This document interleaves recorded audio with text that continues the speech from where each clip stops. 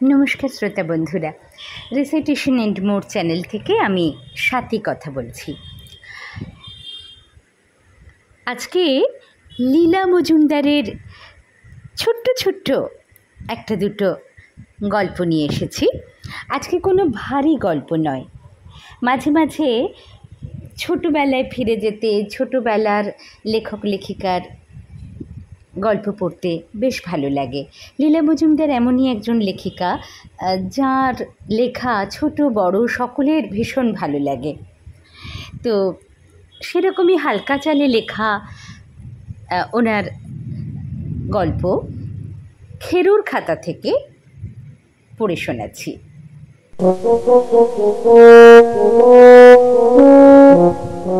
পৃথিবী জুড়ে সবাই যখন নারীর অধিকার নিয়ে আন্দোলন করে, আমার তখন হাসি পায়।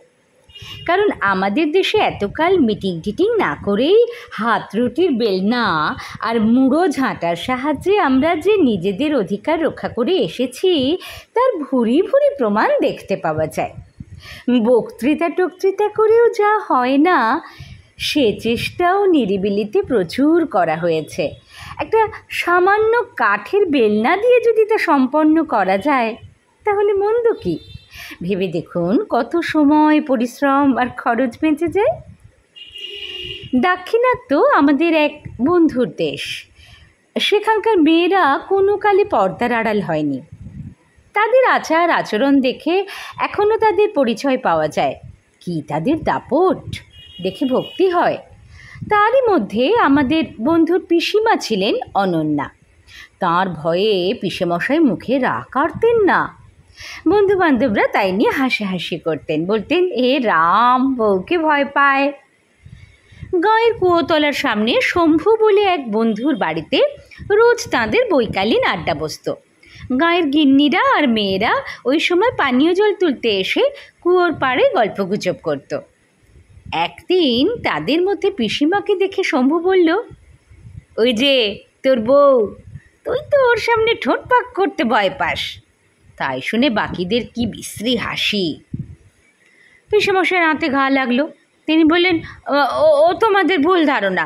তোমাদের মতো কথায় কথায় বউয়ের সঙ্গে ঝগড়া করি না বটে, কিন্তু দরকার হলে কোষে দু কথা শুনিয়ে দিতেও ছাড়ি না। ও মাথা নিচু করে শোনে, তা জানিস? ওকে আমি থোড়াই কেয়ার করি, চাও তো তার প্রমাণও দিতে পারি। বন্ধুরা আরও মজা পেয়ে গেল, বলল, বেশ, 10 টাকা বাজি। কাল বিকেলে তুমি আমাদের সামনে বউকে আচ্ছা আসে দু কথা শোনাবে। ও কেমন মাথা নিচু করে শোনে তার প্রমাণ দিও। বাড়ি ফিরেই পিসেমশাই পিসিমাকে বললেন, কাল 10 টাকা রোজগার করতে চাও? পিসিমা ইডলি তুলতে তুলতে বললেন, কি করতে হবে? পিসেমশাই ঢোক গিলে বললেন, কিছু না, এই আমি কুয়োতলায় গিয়ে তোমাকে দুটো কড়া কথা বলবো, তুমি মাথা নিচু করে শুনবে। পিসিমা ইডলির পাত্র চাপা দিয়ে বললেন, 11 টাকা। পিসেমশাই বললেন, বেশ, তাই সই। আত্মসম্মানের কাছে 1 টাকা কিচ্ছু না। পরদিন যথাসময় পিসিমা কুয়োতলায় পৌঁছে জল তুলে বন্ধুদের সঙ্গে দুটো একটা কথা বলছেন। এমন সময় পিসেমশাই সেখানে দাপাতে দাপাতে গিয়ে বললেন, তুমি ভেবেছ কি লক্ষ্মী আম্মা, বাড়ির কাজ ফেলে রোজ সন্ধ্যা অবধি গাল গল্প? আমি আর সইব না, যাও বাড়ি যাও। তাই শুনে বন্ধুদের এবং পাশের বাড়ির দালানে বসা পুরুষ দর্শকদের অবাক করে দিয়ে পিসিমা কাঁচুমাচু মুখ করে বাড়ি থেকে রওনা দিলেন। ওতেই পিসেমশাইয়ের কাল হলো। অনাস্বাদিত বিজয়গর্ব তার মাথায় চড়ল। গিন্নিকে মাথা নিচু করে বেনি দুলিয়ে চলে যেতে দেখে তিনি আর লোভ সামলাতে পারলেন না, দিলেন বেনি ধরে হ্যাঁচকা টান। আর যায় কোথা, অমনি ঘুরে দাঁড়িয়ে দাঁত খেঁচিয়ে পিসিমা বললেন, এ মতো তো কথা ছিল না, বলে এক নিমেষের মধ্যে পিসেমশাইকে একেবারে মাটির সঙ্গে বিছিয়ে দিয়ে দুম দুম করতে করতে বাড়ি চলে গেলেন। ব্যাপার থেকে পিসেমশাইয়ের বন্ধুরা বলা বাহুল্য কেউ টাকা কড়ি পেল না। এরকমই আরেকটি দজ্জাল বউয়ের গল্প এবার শোনাই। লাটুবাবু বলে একজন ভারী ভালো মানুষ ছিলেন, কিন্তু তার বউটি এমন দজ্জাল যে কোনো একটা বাড়িতে তাঁরা 3 মাসের বেশি টিকতে পারতেন না। তার মধ্যে হয় পাশের বাড়ির লোকজনের সঙ্গে, নয় বাড়িওয়ালার সঙ্গে ঝগড়া করে, নয়তো বাড়ির নানান খুঁত নিয়ে লাটুবাবুর উপর রাগারাগি করে শেষ পর্যন্ত বাড়ি ছাড়তে হতো। এদিকে ভদ্রলোকের পক্ষে মাসে 200 টাকার বেশি বাড়ি ভাড়া দেওয়া মুশকিল। শেষকালে এমন দাঁড়ালো যে ওই ভাড়ার মধ্যে কলকাতা শহরে কিংবা শহরতলিতে আর একটিও বাড়ি বাকি না থাকার মতো হলো। এই সময় গিন্নি আবার অশান্তি করে বাড়ি ছাড়বার জন্য তাকে জ্বালিয়ে যেতে লাগলেন। এর মধ্যে একদিন বাড়ি ফেরার পথে এক দালালের সঙ্গে দেখা। সে বলল নাকি বেহালার ওদিকে একটা চমৎকার বাড়ি আছে, ভারী সুবিধের দরে পাওয়া যেতে পারে। কি ব্যাপার না, ও বাড়িতে কেউ যদি একটানা 7 দিন থাকে, বাড়িওয়ালা তাকে বিনে পয়সায় 6 মাস থাকতে তো দেবেনই, তারপরেও খুব কম ভাড়াতেই থাকতে দেবেন। লাটুবাবু বললেন, চলুন মালিকের বাড়ি গিয়ে কথাটা পাকা করে আসি, আপনাকে কিছু দিতে হবে নাকি? দালাল জিভ কেটে বলল, না না, আমাকে যা দেবার মালিকই দেবেন, তা বাড়িটা একবার দেখবেন না? লাটুবাবু ঘাড় নাড়লেন, কিছু দরকার নেই, সব বাড়িতেই আমার এক হাল হয়।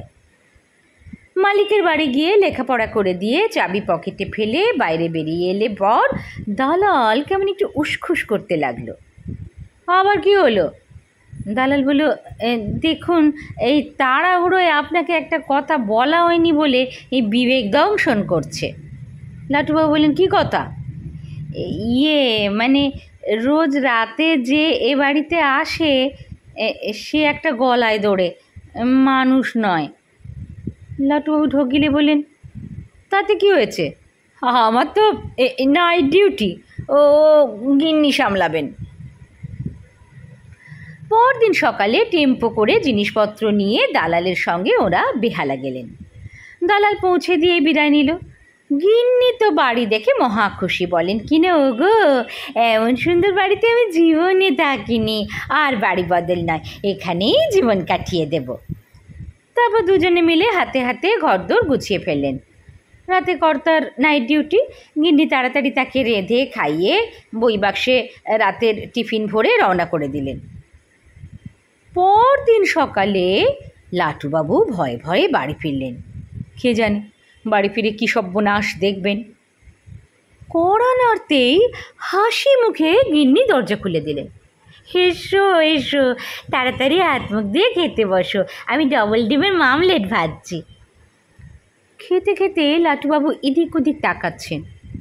কই না তো, অস্বাভাবিক কিছু তো চোখে পড়ছে না, সবই তো যেমন হওয়া উচিত তেমনই। গিন্নির বাবা ছিলেন বিখ্যাত কুস্তিগীর, তার নিজের আখড়া ছিল, সেখানে ছেলেরা মুগুর ভাঁজত। তার একটা বড় আদরের কাঁটাল কাঠের মুগুরও ছিল। গিন্নি সেটাকে বেশ একটা দর্শনীয় স্থানে সাজিয়ে রেখেছেন। এমন সময় গিন্নিরও সেদিকে চোখ পড়াতে তিনি বললেন, হ্যাঁ, ভালো কথা, বলতেই ভুলে গেছিলাম, কাল রাতে এক বেটা চোর এসেছিল, বুঝলে? এই রান্নাঘরে বাসনের বাক্স থেকে বাসন বের করে তাকে সাজাচ্ছে, দেখি এক বেটা গুটি গুটি সিঁড়ি দিয়ে ওপরে উঠে যাচ্ছে, পকেট থেকে খানিকটা দড়ি ঝুলছে, সব দরজা জানলা বন্ধ, কোথা দিয়ে যে সেঁধুলো বুঝলুম না, তা সে তো ওপরে উঠে যাচ্ছে। কিন্তু আমিও বিষ্ণু গোসাইয়ের মেয়ে, আমিও কিছু কম যাই না, বাসনের বাক্স থেকে মুগুরটা নিয়ে চুপি চুপি পেছন থেকে গিয়ে ঝাঁপিয়ে পড়েছি তার ঘাড়ে। কী সব যেন মেয়েকে টেকে এসেছিল, কেমন হাত থেকে পেছলে পেছলে যাচ্ছিল, আমিও ছাড়বার বাঁধি নই, মুগুর দিয়ে আগা পাশতলা এমনই পেটনাই দিলাম যে বোধহয় বেটার ছেলে নাকটাই ভেঙে গেছিলো জানো। শেষে নাকি সুরে ইনিয়ে বিনিয়ে বলতে লাগলো, যাচ্ছি যাচ্ছি যাচ্ছি, ও বাবা গো, ছাড়ান দিন, এই আমি কথা দিচ্ছি আর কখনো এ বাড়িতে আসবো না।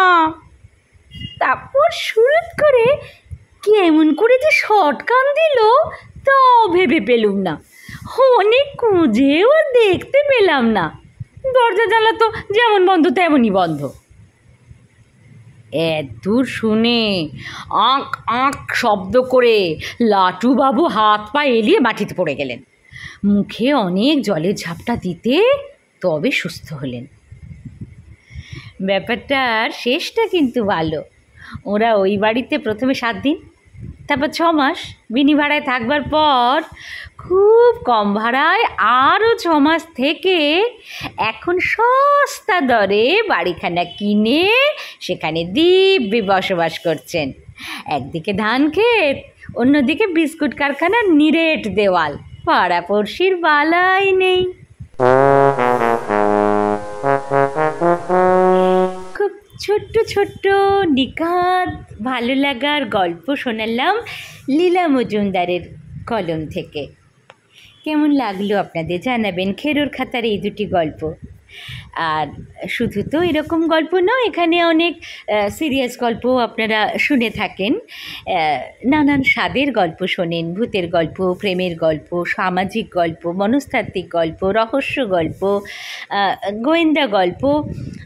তো এইরকম নানান স্বাদের গল্প যদি আপনারা শুনতে ভালো লাগে বা যারা শুনতে আরও ভালোবাসেন আপনাদের পরিচিত, আপনারা তাদের সঙ্গে শেয়ার করতে পারেন। আর আপনারা নিজেরা যদি নিয়মিতভাবে এই ধরনের গল্প শুনতে চান বা আবৃত্তি শুনতে চান কিংবা শ্রুতি নাটক, তাহলে আমার এই রিসাইটেশন অ্যান্ড মোর চ্যানেলটি সাবস্ক্রাইব করে রাখতে পারেন। সাবস্ক্রাইব করে পাশে নোটিফিকেশন বেলটি যদি অন করে রাখেন, তাহলে আমি যখন যা আপলোড করব তার নোটিফিকেশন আপনাদের কাছে পৌঁছে যাবে। সবাই খুব ভালো থাকবেন। আবার অন্য কোনো দিন অন্য কিছু নিয়ে চলে আসব। নমস্কার।